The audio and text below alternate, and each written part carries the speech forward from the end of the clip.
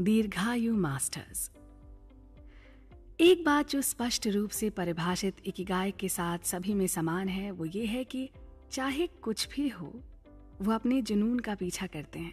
वो कभी हार नहीं मानते, तब भी जब उनके सामने मुश्किलों के ढेर लग रहे हों या वो एक के बाद एक बाधाओं का सामना कर रहे हों। हमें बस ये स्वीकार करना है कि कुछ चीजें हैं जिन पर हमारा कोई नियंत्रण नहीं है, जैसे समय बीतने और हमारे आसपास की दुनिया की क्षणिक प्रकृति। नमस्कार दोस्तों, और हम बात कर रहे हैं हेक्टर गार्सिया और फ्रांसेस्क मोरालेस की लिखी अनूठी किताब इकिगाई के बारे में। जापान के लोगों के स्वस्थ जीवन, रहन सहन और लंबी आयु का श्रेय वहाँ की जीवन शैली और दर्शन शास्त्र को जाता है, जिसमें अपने इकिगाई को खोजने और उसका पालन करने को आवश्यक माना जाता है। आज की कड़ी का विषय है लंबी आयु जीने वाले लोग और उनका मार्गदर्शन। लेखकों के अनुसार जब उन्होंने इस किताब की शुरुआत की ना, तो उनका मकसद सिर्फ ये जानना नहीं था कि आनंदमयी और दीर्घायु जीवन जीने के लिए क्या जरूरी है, बल्कि ये भी जानना था कि जो लोग लंबी आयु के हैं वो इस बारे में क्या सोचते हैं। ओकिनावा में की गई उनकी भेंट वार्ता बहुत असाधारण थी। वो कुछ ऐसे लोगों से भी मिले जिनकी आयु 100 वर्ष से भी अधिक थी। ऐसे लोगों को सुपर सेंटेनरियन कहा जाता है। आज की तारीख में विश्व भर में 350 से 400 लोग सुपर सेंटेनरियंस की श्रेणी में आते हैं। ये लोग भले ही सुपर हीरो ना हो, लेकिन एक बात तो तय है कि इन लोगों ने बाकी लोगों से ज्यादा समय इस पृथ्वी पर बिताया है। इनमें से कुछ लोगों ने अपने लंबे जीवन का राज कुछ यूं बताया: खाना खाइए, नींद लीजिए और दीर्घायु बनिए। आपको आराम करने की कला सीखनी होगी। अपने अंदर जीने की इच्छा शक्ति रखें और कभी मांसाहार न करें या बहुत कम कर दें। अपने अंदर के बच्चे को जीवित रखें और मजाक करने की आदत न छोड़ें। मन और शरीर को सक्रिय रखें, इससे यकीनन आप लंबी उम्र तक जिएंगे। व्यसन रहित जीवन जिएं और अपने अंदर की ऊर्जा को बनाए रखें। कला चाहे किसी भी प्रकार की क्यों ना हो, एक इकिगाई होती है। यह हमारे जीवन को अर्थ देती है और अपने साथ खुशी के कई पल लाती है। और सबसे अच्छी बात यह कि ये सभी पल सभी के लिए उपलब्ध होते हैं। जापानी कलाकार होकुसाई 88 साल की उम्र तक जिए और अपने अंतिम समय तक लकड़ी की वस्तुओं पर छपाई का काम करते रहे।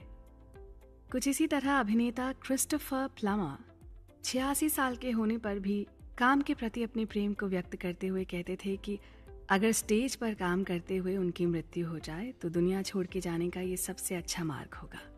कार्मेन हरेरा, जिन्होंने अपने जीवन के 100 साल पूरे किए, उन्होंने अपनी पहली पेंटिंग 89 वर्ष की उम्र में बेची थी।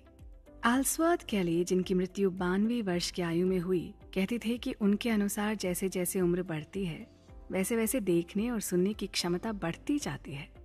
उन्हें अपने बुढ़ापे में हर रोज नई नई चीजें दिखाई देती थी, जिनकी वजह से वो नए नए चित्र बनाने में सफल हो पाते थे। तो देखा आपने, शरीर बूढ़ा हो जाने पर भी इन सब लोगों ने काम करना और कुछ नया सीखते रहना नहीं छोड़ा।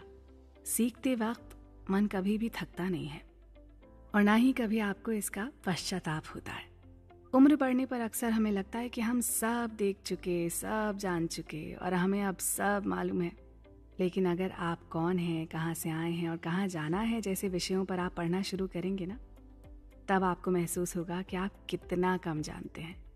जन्म मृत्यु की जानकारी रखने के लिए अमेरिका के पास तगड़ी सिविल रजिस्ट्री है।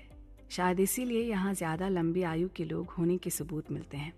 लेकिन वास्तव में जापान में ही सबसे ज्यादा लंबी आयु के लोग रहते हैं। उनके गांव का शांत और आनंदित जीवन ही इस शतायु का राज है। इसमें कोई शंका नहीं है। उचित खाद्य संस्कृति, बीमार होने से पहले ही डॉक्टर की सलाह लेना, सदा काम में व्यस्त रहना और अपनी संस्कृति से जुड़ी रहना, ये सभी बातें उनकी लंबी आयु में योगदान करती हैं। टीम भावना, मिलजुल कर रहना और जीवन के अंत तक किसी न किसी कला में सक्रिय रहना, ये सभी बातें जापानी लोगों की लंबी आयु का राज हैं। हेक्टर गार्सिया का कहना है कि जिन चीजों से हम प्यार करते हैं वो किसी पेड़ के पत्तों की तरह हैं और हवा के झोंके से किसी भी समय गिर सकते हैं। उन्होंने ये भी कहा कि हमारे आसपास की दुनिया में परिवर्तन आकस्मिक नहीं है, बल्कि ब्रह्मांड के सार का हिस्सा है। इस परिवर्तन को स्वीकार करके अपने जीवन का सार ढूंढना ही हमारा इकिगाई है। जरूरत हो या न हो, सदा सक्रिय रहने के लिए आपको आपका इकिगाई पता होना आवश्यक है। आपका इकिगाई हमेशा आपको आकर्षक और लोगों के उपयोग में आने वाली चीजें बनाने के लिए प्रेरित करता रहता है।